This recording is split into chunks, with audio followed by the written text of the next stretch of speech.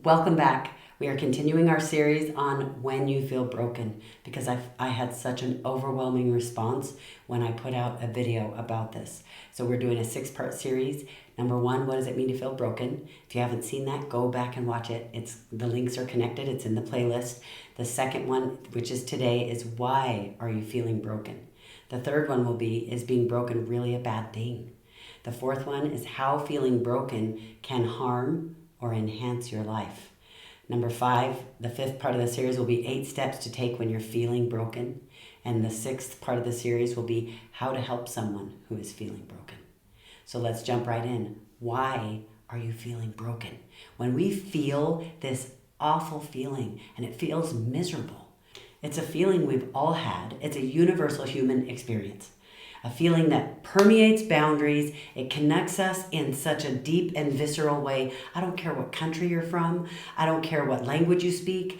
I don't care what kinds of friends you like to hang out with. I don't care what your politics are. It doesn't matter what your religion is. We all go through this. And it really does interconnect us because it helps us understand one another. This experience of feeling broken. And because it's so universal, we all know what it feels like. It feels crushing. We get crushed by life's hardships, by trials, by things that we've gone through, that we start to question our very worth. We question our existence. But why do we feel this way? And most importantly, what can we do about it? To answer the first part of the question, we have to realize that brokenness is often a byproduct of adversity. In fact, I would say that it is always a byproduct of adversity, except there might be a 0.00001% chance that there is some reason you feel broken that isn't caused by adversity. But we feel broken when life gets hard, when we lose someone we love, when things don't work out the way we want, when we fail despite trying our best, when we've been betrayed, we've been disappointed, when we face persistent stress and it's just stressful over and over and we can't seem to get out from under it, or it might be that we're suffering from mental challenges. So the bottom line is, to feel broken is to feel pain. We feel pain. We feel disconnection or disillusionment. We're suffering loss or despair. It's an emotional state that reflects the struggle that's going on inside. It reflects our battles. We have external battles. Sometimes they're internal. They're something that no one else can even see. But brokenness is not a sign of weakness. And you're going to hear me say this over and over again. Rather, it is a testament to how strong we have become, our courage to navigate through these challenges that we've been going through. So we understand why we feel broken, but the most crucial question is, what can we do about it? How can we mend our broken pieces and emerge from this struggle even stronger than we started out? Well, the first step, which is sounds crazy, is to allow ourselves to feel the pain. Our society often pressures us to, number 1, suppress negative emotions, to put on a brave face, or I don't want to hear about it. Get a grip, get strong. But it is really important to allow ourselves to feel the pain. We need to grieve. We need to accept our feelings without judgment. It's in this acceptance, in this vulnerability, that we find the first sparks of healing. And the crazy thing is that for so long, people were asked to hide their emotions, or they acted like you're not being tough enough, tough it up. Then what happened is the pendulum has swung to now all we worry about is our feelings. I need to spend years being in this dark and dank place because I can't get through it. No, you are stronger than that. And I am not trying to minimize when someone has trauma, that it takes time to get through. Of course, that is a real thing. But when we feel broken, we can start healing much quicker than the world believes we can. We are stronger than we think we are. The second step is to practice what I'm calling self-care / self-love. You can't just do self-care. Oh, take time for me. Oh, read a book. Oh, take a bath. Have some downtime. That's not enough. You have to have self-love included in there. There have to be pieces in there where you are doing something, taking action that changes how you feel about yourself. And often when we're feeling broken, we neglect our own needs. And that might look like I have somebody who treats me really badly and I need to not be in that relationship. Or I might need to step away from that. If you're an adult and you go to family functions and there's someone in the family who is consistently putting you down and making fun of you, you need to stop putting yourself in situations where that is how you are treated.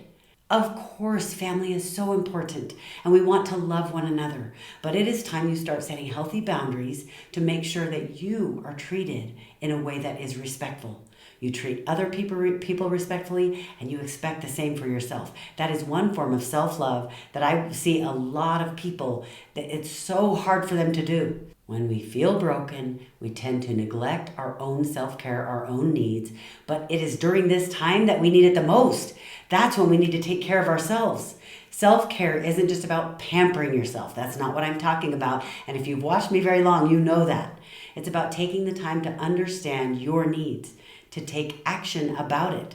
How often do we hear all these self-help videos or books and we try to take action on all these other things, but when it has to do with our own self-care, we don't really take action.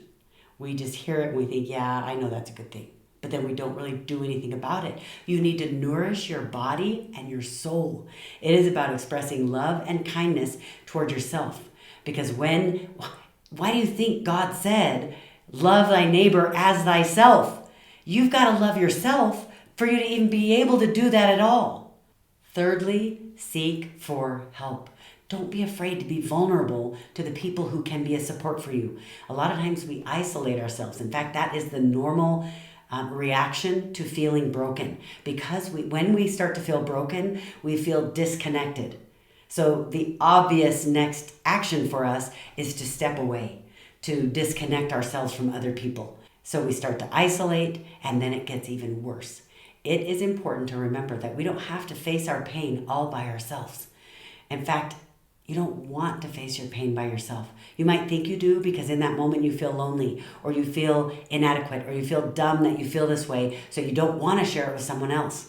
I can tell you right now, the minute you find someone safe you can share it with, it is so powerful. Because when my friends do that with me when they're having a hard time, guess what it does? It helps me feel safe to open up to them when it's my turn. And that's what it does. I want you to reach out to friends or family who are safe, not the ones who perpetuate the problem. I want you to join a support group, consult a mental health professional, and keep looking for one until you find the one that you know is the fit. It's in the sharing of our pain that we find comfort and strength. Fourth, I want you to engage in activities that spark joy and passion within you. And I know in those moments when you are feeling broken, that is the very last thing you feel like doing. You do not want to engage in something that brings joy because it doesn't feel like it fits with where you are. But get outside of your comfort zone. Do something that feels passionate for you, even if it's something that you do on your own, by yourself, because you're not ready to do something with a group. It might be a forgotten hobby. It might be a sport. It might be a book. It might be music, listening to it or creating it or dancing to it. It might be art. Anything that makes you feel alive. It might be listening to other people's challenges. Whatever yours is, there is something that you contribute, that you love, that you're passionate about, that fulfills you, and it will contribute toward your healing. And lastly, find a purpose in your pain. I know it sounds counterintuitive, but this is a valuable lesson that pain teaches us. It helps us grow. It makes us stronger. I want you to think of a time when you are the most proud of something you achieved. A time that you look at and think, wow, I'm so proud of myself that I did that.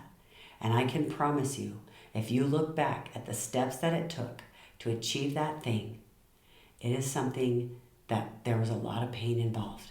If you learned how to play the violin, if you performed at an event, if you presented somewhere, if you wrote an essay that you're so proud of, you did a thesis for your school, whatever it is, it could be something smaller, it could be something huge. For me, I am such a passionate person that when I start to have an emotion, what happens is I go right to irritation or anger because it's too painful for me to feel it. If I start to feel hurt, if I feel betrayed, if I feel sad about something, I tend to want to go straight to irritation. I can't believe they did that. I start to have attitude because that means I don't have to feel the pain. I don't have to sit and feel that bad feeling that I don't like. And if I'm irritated or I'm in anger, then guess what happens? Now I feel like I'm in control. So I started working on not doing that, letting myself, as soon as I was irritated or mad, I knew it was coming from some pain. So I would stop myself because it's easy to identify irritation or impatience or anger, right? So I would stop myself when I would notice it. And I would go, what am I really feeling? Why did I jump to mad? Oh, because I felt betrayed about this, or I felt hurt about this.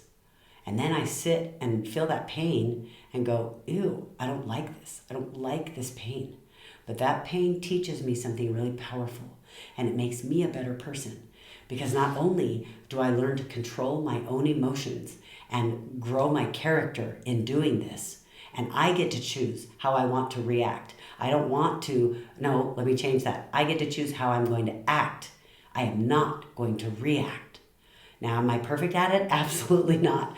But this is mine that when I do it well, I feel so proud of myself. But can I tell you how much pain I have gone through to recognize the person I really am or was because I reacted that way? When you start to realize, wow, you're looking in a mirror at yourself and you realize who you really are, not in a beat yourself up way. I am confident. I know I do amazing things. I know I'm an amazing person. But to recognize, wow, that is a character trait I'm lacking. I really am a person who goes straight to anger because I feel sad and then I have judgment toward other people. That's the person I am. I'll tell you, I've had a lot of pain over this over the years. And I have worked so hard to change that inability to just sit in the pain for a minute. Don't ever forget, your brokenness can transform you in ways you never imagined. And it is a powerful and honestly a beautiful thing. You guys, being broken is a part of our shared human experience. It is okay to feel broken. It's okay to not be okay. Because as Leonard Cohen famously sang, there is a crack in everything. That's how the light gets in. Your brokenness is not your downfall. It's your potential for transformation. You are not defined by your broken pieces. You're defined by how you put them back together, how you rise after you fall, how you mend yourself with courage, with resilience, and with love. So maybe it's about time you started to embrace your brokenness. You don't have to love it. You don't have to like the way it feels. But embrace the fact that this is going to be a part of life. But now you are gaining the tools to know how to navigate it so that you can rise above it and grow every single time it happens. Let this be the beginning of your journey towards healing yourself and growing yourself.